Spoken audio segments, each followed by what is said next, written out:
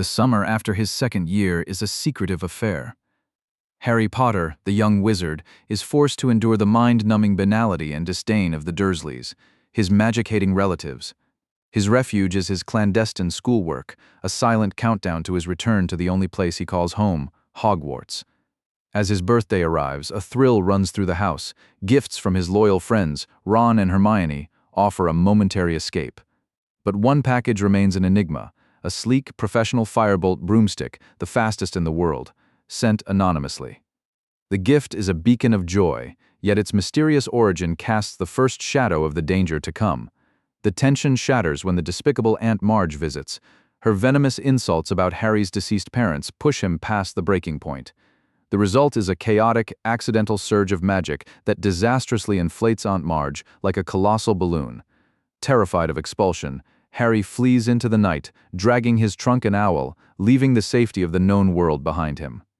Alone on a dark suburban street, Harry feels utterly lost, a fugitive in the non-magical world. Just as despair sets in, the absurd, triple-decker, violently purple night bus screeches to a halt. This chaotic magical taxi becomes Harry's temporary sanctuary. Aboard the night bus, he overhears terrifying whispers about the most wanted wizard in Britain, Sirius Black. Black is a convicted murderer, Voldemort's alleged most loyal lieutenant, who has just accomplished the impossible, escaping the seemingly unbreakable Azkaban prison. The fear is palpable, and the whispered consensus is that Black is hunting Harry. Much to his surprise, Harry is met not with a punitive hand, but with leniency from Cornelius Fudge, the Minister for Magic, who allows him to stay in the enchanting safety of Diagon Alley until the school term begins. Alone on a dark suburban street, Harry feels utterly lost, a fugitive in the non-magical world. Just as despair sets in, the absurd, triple-decker, violently purple night bus screeches to a halt. This chaotic, magical taxi becomes Harry's temporary sanctuary. Aboard the night bus, he overhears terrifying whispers about the most wanted wizard in Britain, Sirius Black. Black is a convicted murderer, Voldemort's alleged most loyal lieutenant, who has just accomplished the impossible, escaping the seemingly unbreakable Azkaban prison.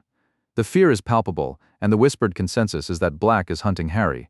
Much to his surprise, Harry is met not with a punitive hand, but with leniency from Cornelius Fudge, the Minister for Magic, who allows him to stay in the enchanting safety of Diagon Alley until the school term begins. Diagon Alley offers a brief, glorious interlude of freedom. Harry spends his days preparing for the new school year, delighting in his newfound independence amidst the magical hustle and bustle. But the menace of Sirius Black looms large. Every newspaper screams his face, and every conversation is laced with fear. The mystery deepens when Fred and George Weasley gift Harry a powerful, secret-revealing artifact, the Marauder's map. This cryptic parchment, signed by Moony, Wormtail, Padfoot, and Prongs, reveals the entire layout of Hogwarts, including all secret passages, and, most intriguingly, the location of every person within its walls. This map is not just a tool for mischief, it is a key to the castle's deepest secrets and a crucial clue to the true story of Harry's parents. Back at Hogwarts, the new term brings the introduction of the dark and foreboding Dementors. These terrifying creatures from Azkaban are stationed around the school as guards against Sirius Black. Their presence introduces an atmosphere of chilling despair. Harry's divination class adds to the ominous air as his professor predicts a monstrous black dog, an omen of death, in his tea leaves. Harry begins seeing this large black dog, a persistent and haunting image that suggests his doom is imminent. Despite the growing sense of dread, the anonymous Firebolt broomstick remains a point of excitement. However, Hermione, ever cautious and logical, voices her deep suspicion about the gift's origins, fearing it could be a jinxed trap from Sirius Black. This disagreement creates the first significant tension between the trio, a fissure deepened by the ongoing feud between Ron's beloved, yet ill-fated, pet rat, Scabbers, and Hermione's magnificent, suspicious cat, Crookshanks. Unable to legally join the third-year trips to the magical village of Hogsmeade, Harry, armed with his Marauder's map, sneaks through a secret tunnel to explore the enchanted town. The excitement of his forbidden adventure quickly turns to devastating shock. Harry overhears a conversation among the teachers and Minister Fudge that unveils a horrifying partial truth. Sirius Black was not only his parents' best friend, but their secret keeper, the one who betrayed them to Lord Voldemort. Black is, in Harry's mind, the man responsible for his parents' deaths. A wave of raw, seething anger washes over him. He struggles to contain the desire for revenge, a dangerous impulse that Ron and Hermione desperately try to quell, fearing the reckless path it might lead him down. The omnipresent Dementors continue to cast a pall over the school. During a heated Quidditch match, a moment of joyous escape, Harry is abruptly attacked by a swirling vortex of the creatures. The effect is devastating. He falls from his broom, and in the agonizing moments before he hits the ground, he hears the echoing, final screams of his mother, Lily Potter. Professor Lupin, the new and mysterious defense against the dark arts teacher, rescues him. Lupin, a man of quiet compassion and deep knowledge, reveals that Dementors feed on happiness and leave behind only despair. He offers Harry private lessons to combat them, a secret education in a powerful and ancient form of defensive magic. Haunted by the clear, agonizing memory the Dementors evoke, Harry is determined to learn this skill, facing his greatest fears head-on. Taking a quick breather. If you're enjoying these insights, make sure to subscribe and hit that like button. It really helps the channel grow. I'd also love to hear your take on this summary so far, so drop a comment below. Now, let's get back to the book. Christmas at Hogwarts offers a brief, flickering light amidst the darkness. A small, intimate dinner gathers in the Great Hall, a mixture of students and professors. The festive mood, buoyed by Dumbledore's whimsical magic crackers, is quickly complicated by the dramatic entrance of the divination teacher, Professor Trelawney. Her fear of the unlucky number 13 at the table casts an immediate, subtle gloom.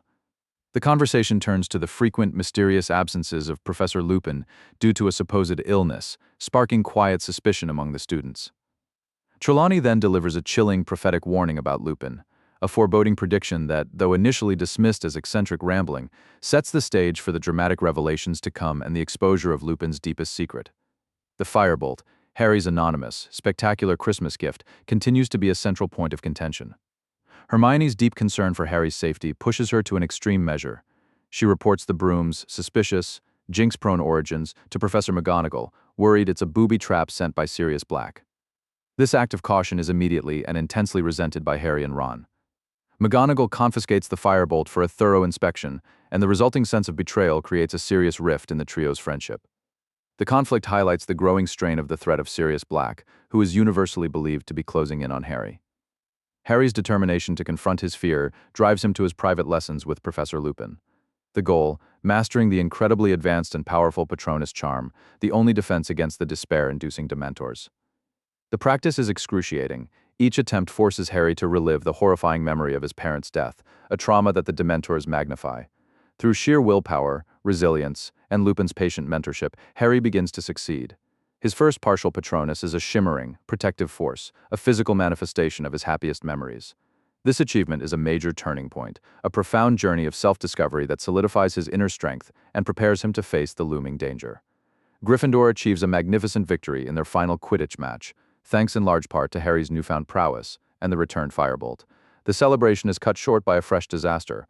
Ron's long-suffering pet rat, Scabbers, is gone, with damning evidence pointing directly at Hermione's cat, Crookshanks. The friendship is at a breaking point, but the true shock is yet to come. Following a desperate, chaotic confrontation, Harry, Ron, and Hermione uncover the impossible truth. Scabbers is not a rat, but Peter Pettigrew, an animagus who has been hiding in plain sight for 12 years. Pettigrew was not only the true betrayer of Harry's parents, but also the one who framed Sirius Black. This single devastating revelation shatters the established narrative of the last decade, turning friend into foe and villain into victim. With the truth laid bare, a desperate plan must be enacted to save the innocent and punish the guilty. To prevent the unjust execution of the hippogriff, Buckbeak, and to save Sirius Black from the Dementor's kiss, Harry and Hermione are given the ultimate tool, the Time Turner. This delicate magical hourglass allows them to travel back in time. Their mission is a heart-pounding, high-wire act of stealth. They must observe and intervene in the past without being seen by their past selves, executing a flawless, daring rescue. This successful venture is a powerful testament to their bond, a victory for justice, and a challenge to the fixed nature of time itself. The dust settles, and the full truth of Sirius Black's innocence and Peter Pettigrew's cowardice and treachery is finally revealed. Harry's world is completely realigned, offering a new, hopeful context for his parents' deaths. Despite the triumph a shadow falls, Professor Lupin, the compassionate and effective mentor, resigns. He fears the prejudice and outrage that will follow the inevitable revelation of his true identity as a werewolf. In a bittersweet moment of farewell, the now exonerated Sirius Black offers Harry a home, a true loving family at last. Though Sirius must remain a fugitive, Harry is left with a profound sense of hope, a new understanding of his past, and a powerful protective figure watching over him. His resilience is sealed, ready for the darker trials that lie ahead. At the heart of this narrative is Harry Potter, now confronting the traumatic core of his past, driven by determination, and haunted by Dementors. He transitions from a victim of circumstance to an active seeker of truth. Hermione Granger is the logical anchor, her caution and intelligence, being a necessary counterbalance, even when it causes friction. Ron Weasley is the unwavering core of loyalty, his friendship being Harry's constant support, despite the domestic drama with his rat. But the true hero of the year is Remus Lupin, the compassionate mentor, despite his own painful secret that he is a werewolf. Lupin's integrity, knowledge, and deep connection to Harry's parents are key to unraveling the conspiracy and teaching Harry the magical strength to defend himself.